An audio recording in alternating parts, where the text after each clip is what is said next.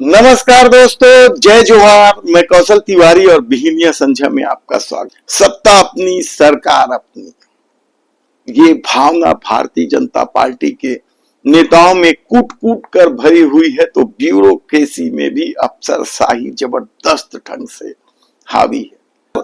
अफसरों और नेताओं के बीच के टकराव की कहानी छत्तीसगढ़ में नई नहीं है। ऐसे कितने ही मामले आए हैं जब मुख्यमंत्री को हस्तक्षेप भी करना पड़ा। तो क्या छत्तीसगढ़ में ब्यूरोक्रेसी में एक बार फिर सिस्टम और सियासत को लेकर टकराव बढ़ गया है? ये बड़ा सवाल इसलिए उठ रहा है क्योंकि कोरबा का मामला तो किसी तरीके से ओपी चौधरी ने निपटा दिया था और अजीत वसंत को हटाकर भी एक सम्मान पूर्वक स्थान सरगुजा में बिठा दिया था। लेकिन अब उसी अजीत वसंत को लेकर बड़ा सवाल उठने लगा है और कहा जा रहा है कि अंबिकापुर क्षेत्र के 2 विधायकों सहित कई मंडल अध्यक्ष उन्हें हटाने के लिए कमर कस चुके हैं। ऐसे में एक सवाल तो और भी बड़ा उठने लगा है कि क्या सच में अजीत वसंत भाजपाइयों की बेइज्जती करने से पीछे नहीं है? आज हम बात कर रहे हैं सरगुजा कलेक्टर अजीत वसंत का, जो पहले ही कोरबा में बीजेपी के नेताओं की आंख की किरकिरी बन चुके थे। ननकी राम कंवर ने तो उनसे सीधे सीधे 2-2 हाथ कर लिया था। ननकी राम कंवर ने जो आरोप लगाए थे उस पर जांच होने का दावा तो मुख्यमंत्री विष्णुदेव साय ने भी किया, लेकिन उस जांच की क्या रिपोर्ट आई कोई नहीं बता सकता। अजीत वसंत पर न केवल भ्रष्टाचार के आरोप लगे थे, बल्कि अपनी डॉक्टर पत्नी की नियुक्ति और उन्हें अस्पताल नहीं जाने के बावजूद वेतन भुगतान का भी मामला इन शिकायत में था। और अजीत वसंत को हटाने के लिए ननकी राम कंवर जैसे वरिष्ठ भारतीय जनता पार्टी के नेता को न केवल रायपुर आना पड़ा था, मुख्यमंत्री निवास के सामने धरना देने की घोषणा करनी पड़ी थी, बल्कि हाउस अरेस्ट भी होना पड़ा था। उस दिन केंद्रीय गृह मंत्री अमित शाह का दौरा भी था। समझिए क्या बवाल मचा था। और उसके बाद अजीत वसंत को तो हटाया गया, लेकिन उन्हें सरगुजा जिले का कलेक्टर बना दिया गया।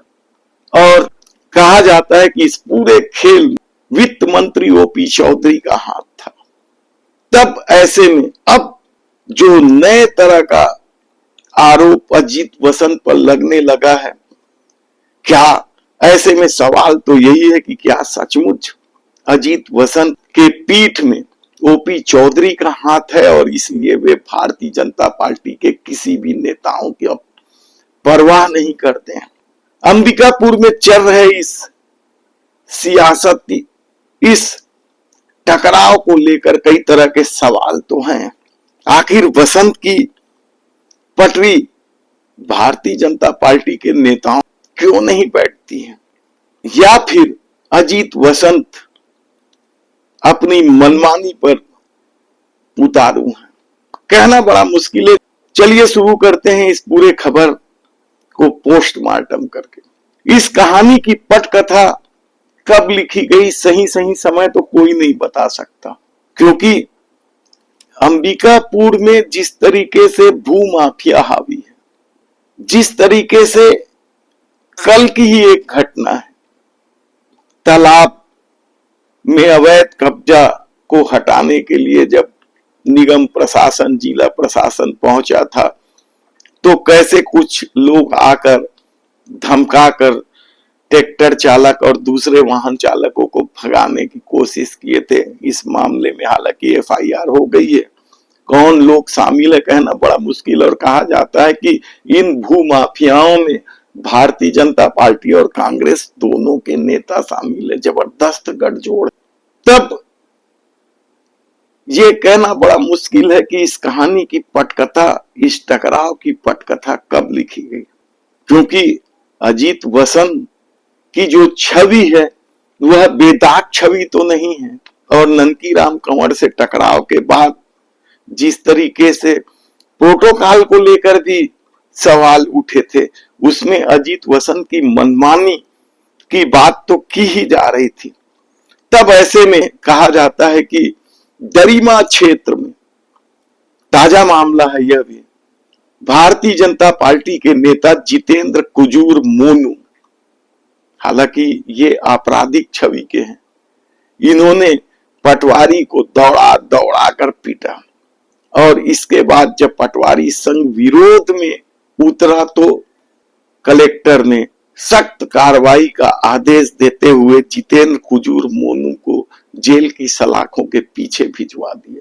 जबकि कहा जा रहा है कि वे प्रबोध मिंज जो विधायक भी हैं उनके करीबी हैं, उन्होंने कलेक्टर से बात भी की थी। उसके बाद भी यदि जितेंद्र कुजूर जेल की सलाखों के पीछे पहुंच गए तो तकरार तो होना ही था।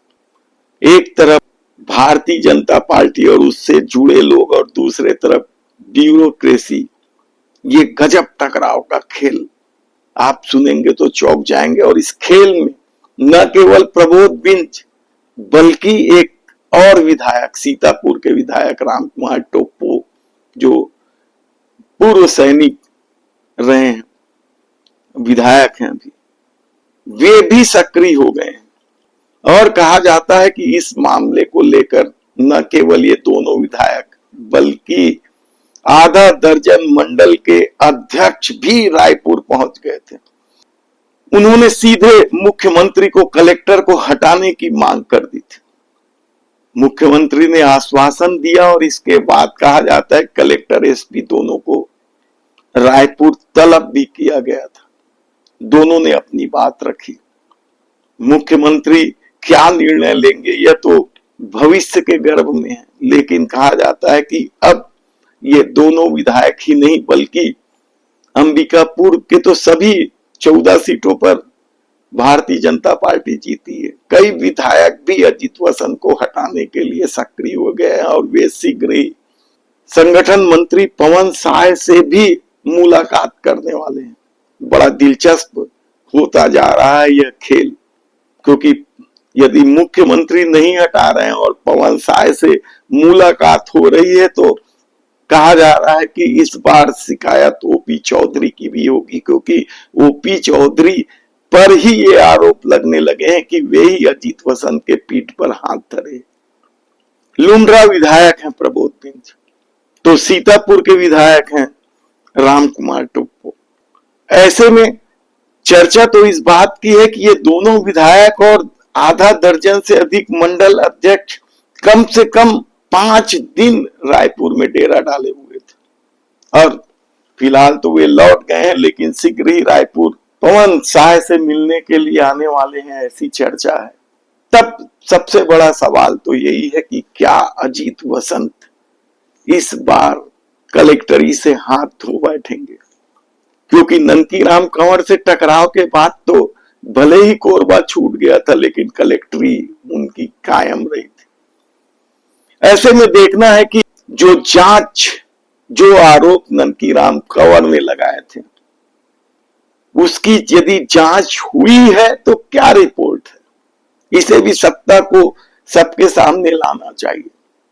तब सवाल यही है कि क्या भारतीय जनता पार्टी के नेता विधायक कलेक्टर को अपने हिसाब से चलाकर कुछ भी गलत सलत करना चाहते हैं, या फिर अजित वसंत सचमुच भारतीय जनता पार्टी के नेताओं की बेइज्जती करने से पीछे नहीं हटते।